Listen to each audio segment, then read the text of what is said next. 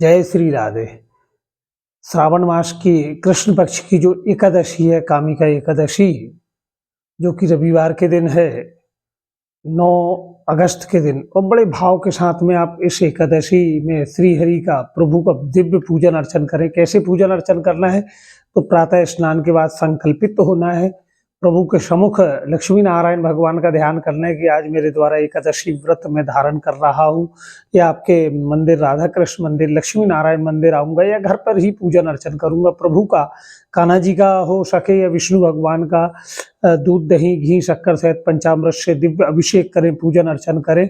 तुलसी दल से प्रभु की सेवा करें, दीप दान नैवेद्य भोग प्रभु को अर्पण करके प्रभु के निमित्त बड़े भाव से प्रभु की दिव्य कथा श्रवण करें। रात्रि में हो सके अगर संभव हो तो जागरण करें। एक समय फलाहारों का ग्रहण करें, और दूसरे दिन द्वादशी को, फिर सोमवार के दिन आप व्रत का पारायण करें। और रात्रि में जब हम जागरण करें तो भगवान के नाम का कीर्तन आदि का आचरण करें। अगर आप किसी कारणवश शारीरिक असमर्थता के कारण व्रत धारण नहीं कर पा रहे हैं तो भगवान की पूजन अर्चन तो अवश्य करें।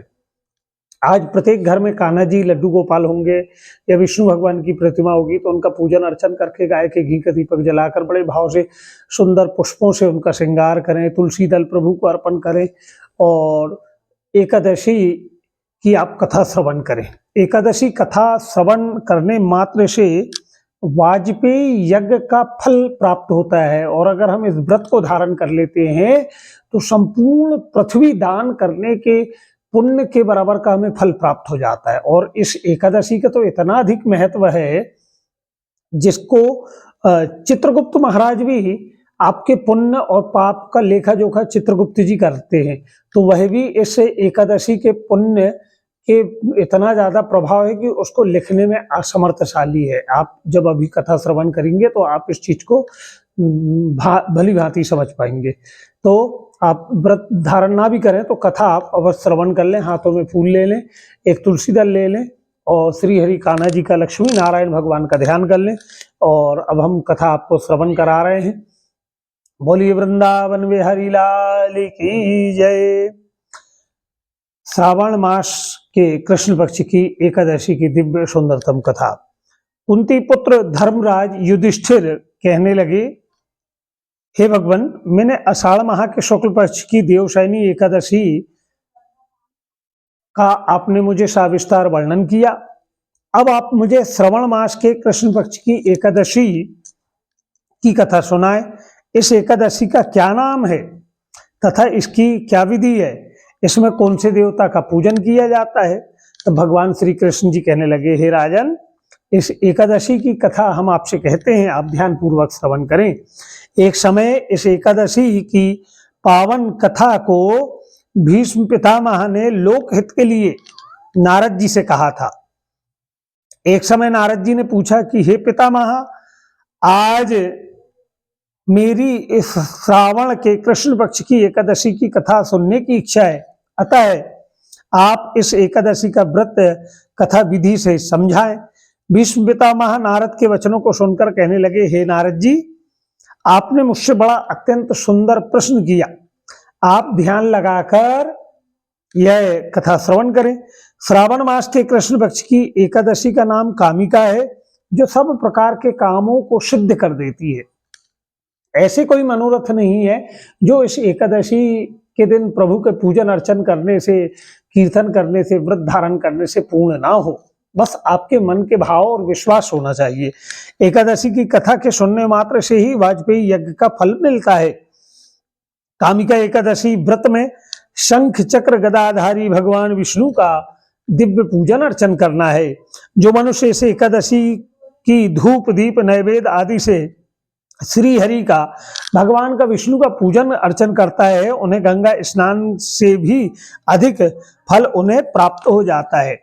सूर्य ग्रहण या चंद्र ग्रहण में केदार और कुरुक्षेत्र में स्नान करने का जो पुण्य के फल की प्राप्ति होती है, वही पुण्य भगवान विष्णु की भक्ति पूर्वक पूजन करने से हमें इस एकादशी में प्राप्त हो जाता है।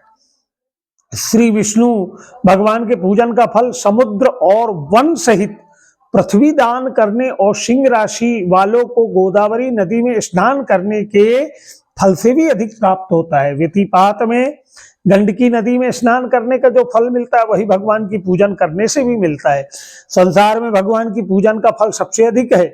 भगवान की पूजा का फल श्रावण मास के कृष्ण पक्ष की एकादशी के फल के बराबर है। अतः भक्ति पूर्वक भगवान की पूजा ना बन सके तो श्रावण मास के कृष्ण पक्ष की कामिका एकादशी का व्रत अवश्य धारण करना चाहिए। आभूषण से युक्त बछड़ा सहित गौदान करने का जो फल मिलता है वही फल कामिका एकादशी के व्रत से मिल जाता है। आप में सामर्थ्यता नहीं है कि आप बछड़ा सहित गौदान कर पाए तो कम से कम आप इस एकादशी का व्रत धारण कर लें तो आपको गौदान के समतुल्य पुण्य फल की प्राप्ति होती है।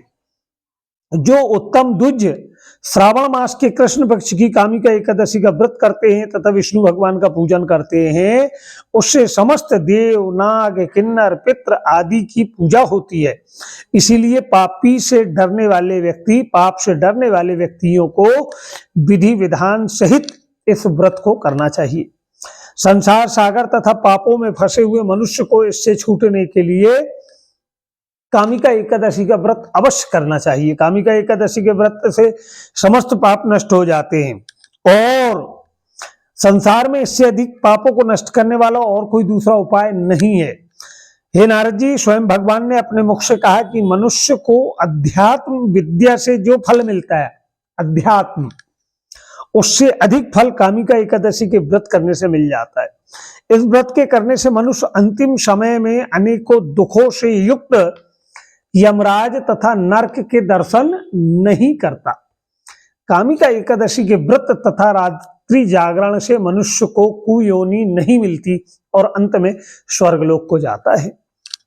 जो मनुष्य श्रावण मास के कृष्ण पक्ष की कामिका एकादशी को तुलसी से भक्ति पूर्वक भगवान की अर्चना करता है पूजन करता है वे संसार के सागर में रहते हुए भी इस प्रकार अलग हो जाते जिस प्रकार कमल पुष्प जल में रहते हुए भी जल से अलग रहता है। भगवान की तुलसी दल से पूजन करने का फल 1 भार स्वर्ण और 4 भार चांदी के दान के फल के बराबर है। श्री विष्णु भगवान रत्न मोती मणि आदि आभूषणों की अपेक्षा तुलसी दल से अत्यधिक प्रसन्न होते हैं। जो मनुष्य भगवान तुलसी दल से पूजन करते हैं उनके समस्त पाप नष्ट हो जाते हैं।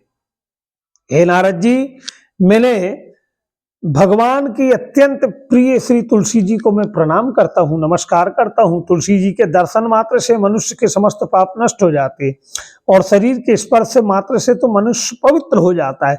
तुलसी के जल से स्नान करने से मनुष्य की समस्त यम यातनाएं नष्ट हो जाती है। जो मनुष्य तुलसी जी की भक्ति पूर्वक भगवान के चरण कमल में अर्पित करता है उसे मुक्ति प्राप्त होती है। जो मनुष्य इस कामिका एकादशी की रात्रि में जागरण कर लेता है और दीप दान कर लेता है उनके पुण्यों को लिखने में चित्रगुप्त भी असमर्थशाली है। जो मनुष्य एकादशी के दिन भगवान के सामने दीप जलाते हैं उनके पितृ स्वर्ग लोक में अमृत का पान करते हैं।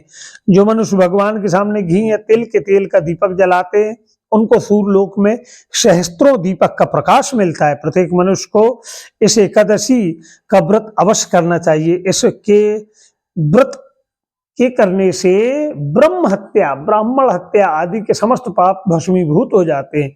इस लोक में सुख भोग कर अंत में विष्णु लोक को जाते हैं। इस कामिका एकादशी के महात्म के श्रवण व पठन से आपने मात्र इस एकादशी की कथा श्रवण करी हो या पढ़ा हो वह मनुष्य भी स्वर्गलोक को जाता है। इति श्री एकादशी श्रावण मास कृष्ण पक्ष एकादशी व्रत कथा परिपूर्ण। बोलिए वृंदावन में हरि लाल की जय।